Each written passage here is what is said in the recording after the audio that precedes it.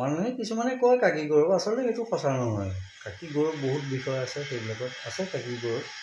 মই কাকি কি আৰু সংগীত ভাল পাওঁ, সংগীত সেইমতে সংগীত ভাল পোৱাৰ কাৰণে সংগীতৰ জগতখনৰ লগত জড়িত। গৌৰৱ বুলি মই নিজকে নাভাবোঁ। মই কেনেকৈ ক'ম বাৰু, কাকি গৌৰৱ বুলি মই নিজকে নাভাবোঁ। কিছুমানে কয় মই কি আৰু সংগীত ভাল পাওঁ, সেইকাৰণে সংগীতৰ লগত জড়িত হৈ আছোঁ, কথা সিমানে। এইটো মই আবেদন কৰিছিলোঁ, তাৰপিছতে চৰকাৰে মোক এইটো মানে শিল্পী সন্মান বঁটা বুলি কয়, 50,000 টকা এটা দিয়ে এককালীন। সেইটো কাৰণে মই চৰকাৰক ধন্যবাদ দিছোঁ, আৰু মোক যিখিনিয়ে এই ক্ষেত্ৰত সহায় কৰিছিল তেওঁলোকলৈ মই ধন্যবাদ দিছোঁ। তেওঁলোকক মই সুঁৱৰিছোঁ শ্ৰদ্ধাৰে। কিবা এটা পাইছোঁ, সেইটো আনন্দ লাগিছে আৰু অন্য বিশেষ তেনেকুৱা একো নাই।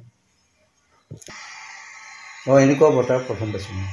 আগতে বিচৰা নাছিলোঁ, মই এপ্লাই কৰা নাছিলোঁ, এই প্ৰথম কৰিছোঁ। এতিয়া বঁটা পাই আপোনাৰ কেনেকুৱা লাগিছে? ভাল লাগিছে আৰু কি আৰু, বঁটা পালেনো কোনে বেয়া পায়।